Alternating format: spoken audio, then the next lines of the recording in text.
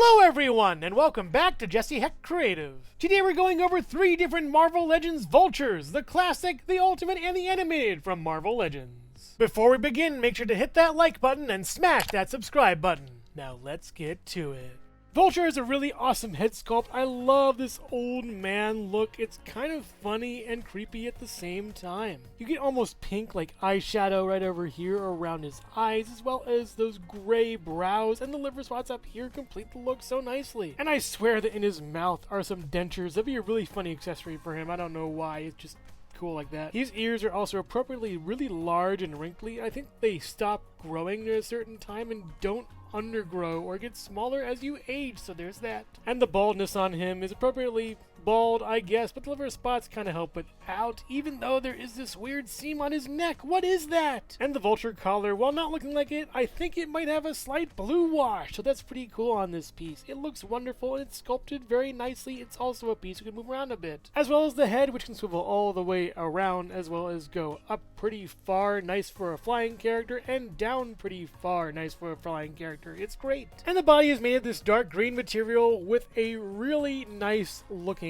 wash on the front. It looks awesome. It's asymmetrical too. Very nice. Almost like a watermelon. It looks really cool though. I love how it's done. And the back has a lot of ports for wings as well as flight stands and stuff. And the gripping hands he comes with are appropriately scary and articulate really well. Swivel and then hinge up and down for both. They're really nice and really creepy though. The body can crunch back a little bit and forward a little bit. It isn't really that great, as well as a swivel at the waist over here. The arm has a butterfly joint that can go in and out a little bit pretty much. You have to really kind of push it and then go up this far and down and then all the way around for the arm. And the arm can swivel at the bicep over here, as well as double hinged elbows that work out really well even if there are pins in them. And the same applies to the other side. And the legs are just one boring color. It's all just green from here on out. And you do get the splits pretty nicely over here and in and then up pretty far and down and then all the way back for the legs and then down with a swivel up here, no swivel down here, down, up, and pivot, and 2 pegals upon the feet. And despite the old school body mold, this is a nice figure that kind of is a send-off for this body mold, and the head's great too. Pegging in the wings is pretty easy. You just put the outward portion on this side over here, and the other outward portion on this side over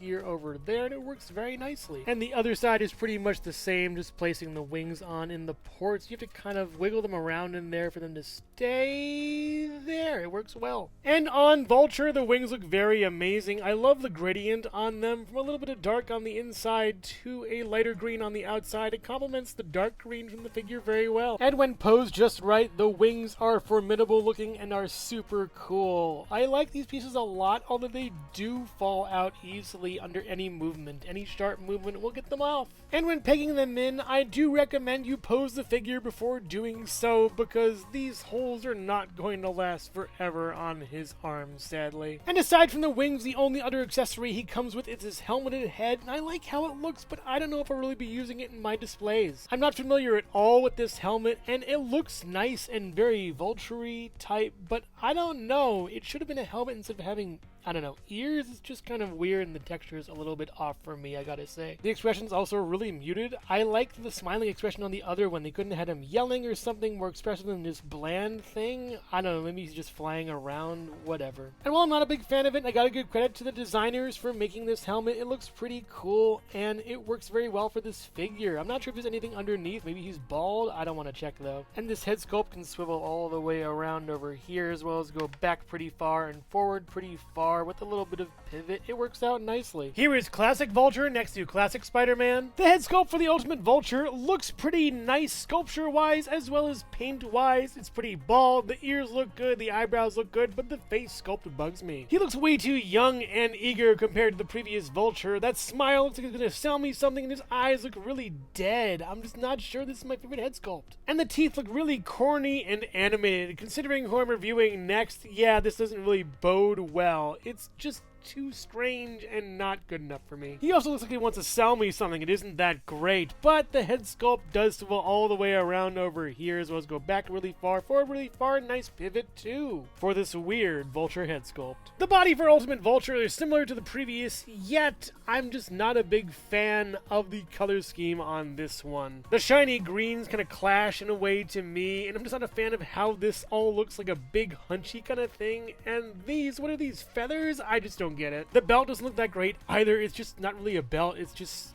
weird. I do like the sculpture though. It looks nice at least, and this is pretty cool from the back. And the articulation's pretty hindered. You do get up pretty far and down pretty far, and sort of all the way around with this getting in the way a lot, this tuft, and there is a butterfly joint. And you do get a swivel over here as well as a up pretty far with the pinned arms and down as well as a swivel, and then a hinge over here on the hands. And the underside is the same, and you also get back, not really that far, forward, not really that far at all, with a swivel over here that does break the sculpt and paint on this. And the legs are that same boring bland emerald green with the same articulation we've seen from the other vultures, so yeah, it's kind of just okay. In this regard, not much to see here. I'm afraid it might break because of all this like shiny plastic syndrome. It just doesn't really work all that well to me. Look at that weird scuff, that's strange. A very lackluster sculpture for this vulture. Yeah, just not a fan. And the wings look cool, but I'm not a fan of all this silver. It should have been this shiny green color over here. That would have been great to really bring the figure more into the fold. It is a little bit kind of wobbly. You can move it around, but just be careful. You might break it, and the paint does chip off a lot too. And the other side is pretty much the same, but just mirrored. Yeah, it's okay. And what is this marking over here? That's kind of strange, weird. And to put the wings on, just take this piece off over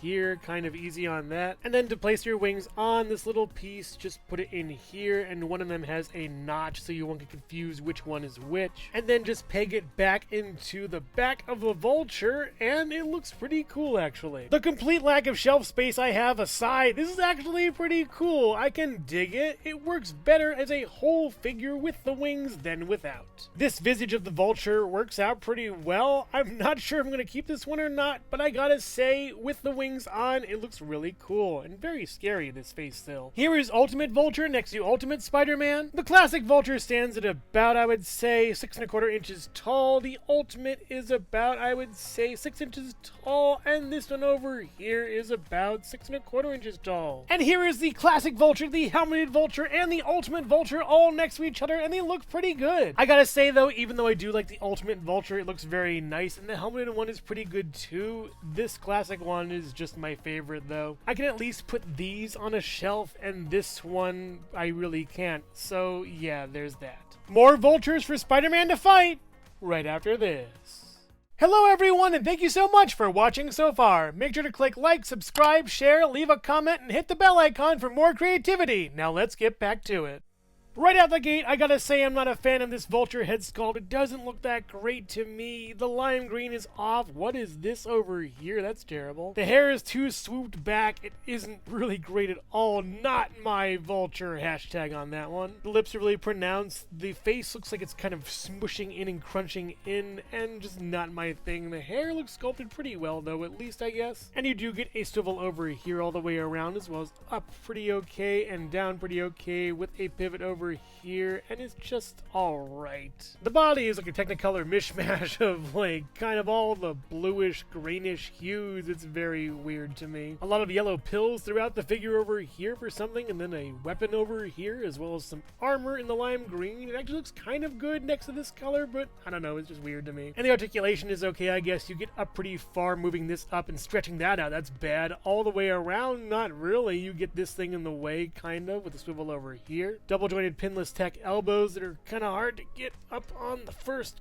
go of this figure. Yeah, it's just okay with a swivel over here and then a hinge up and down. And then the body can go back pretty far, forward pretty far. Nice abs, by the way, as well as a swivel over here. Yeah, it's fair. And aside from having these kind of like minty green straps with the yellow over here, the legs are mostly this kind of blue. It's just boring. What is that butt? Oh my god. But yeah, it's just boring. You get out and then in and then up over here and then back, and then you've seen this before with every other figure. Hit the butt over there, swivel, and then no swivel down there. What? With a down and then a up and then a pivot and two peg holes at the bottom of the feet. Very abysmal so far. Not really that great in my opinion, and yeah, that head sculpt is just trash. This head sculpt is marginally better. He looks kind of old, and I do like the lime green actually around this head. This doesn't look good though, this gap, but yeah, it's pretty okay. The sunken in eyes, the sneer on the face, as well as all the wrinkles give this a nice kind of evil overlord kind of gravitas of the figure figure. It's kind of cool. I like it. And you get a swivel all the way around for the head sculpt on the ball joint with a nice pivot, as well as back really far, forward really far. You can jut it back and forth for a nicer Vulture head sculpt. And unlike the show he's based on, he gets a pair of punching fists over here. We've seen this before. You get a swivel and then a hinge. They look nice at least. And getting the wings pegged in, they work the same as before, and actually I think fit a little bit better on this one. So here's hoping this one will be good, at least trying to get that on over there. We go. And on the other side, putting this one in over here, and then the other one in over there, getting that in. It's a wiggle. Yeah, there it is. And with the wings on, he actually looks pretty okay. I'm not a huge fan of the color scheme for this figure, but it's all right in my opinion, I guess. It works out pretty well. But when you kitbash this one with the classic Vulture's helmeted head, as well as the wings and that fur thing, it actually works out very nicely. The wings actually fit on very nicely with this, but also in contrast, so does the head, so be careful with that when moving it. And I think I might keep it this way, but included. Here is animated Vulture next to animated Spider-Man. Here are the classic and ultimate Vultures next to the animated series Vulture. And I gotta say, heads aside, this one works out pretty well. And even better when kitbashed with pieces from this Vulture, it just looks so nice, and I love the wings and the head as well as the cowl. And this one might be my ultimate Vulture, and this one might just be Carrion. Overall, grumpy old men. The classic Vulture was peak design, and I love how it looks. It's a shame the wings keep falling out, but that's an issue over time and not the figure itself. The elderly head sculpt and the helmeted head sculpt are both really great for this figure, and I really love the gradient on the wings too. They're great. The ultimate Vulture is a bit of a misfire. I'm not a fan of the greens used for this figure, as well as the silver on the wings. It doesn't look that great to me. When all put together, he looks pretty intimidating, but that face just screams used car salesman, and yeah, I'm not a big fan of that. There's also shelf space to consider. Do you really want a figure with these huge wings you can't really pose anywhere on your shelf? Not me. And the animated Vulture is kind of a mixed bag. On one hand, the body sculpt is pretty good, but on the other hand, the wings as well as the head sculpts aren't that great to me. I'm at least glad I figured out how to kitbash it and make it worth my while for a Vulture I'll probably use for a long time. If you're a fan of Marvel Legends, birds, or even Vultures in general, then you'll love these figures. They're pretty good. But I would highly recommend if you had to get one Vulture, get the classic one. It comes with a lot of great pieces to use for either a Vulture that's helmeted or not. But make no mistake, if you're bringing one Vulture with you on a flight, bring him in your carry-on. So which Vulture here is your favorite? The classic, the ultimate, or the animated? Let me know in the comments below. Thank you so much for watching Jesse Hecht Creative. Make sure to click like, subscribe, share, and leave a comment. You can also visit us at jessehechtcreative.com for more reviews like this one. Thank you so much for watching, and keep being creative. Stay tuned.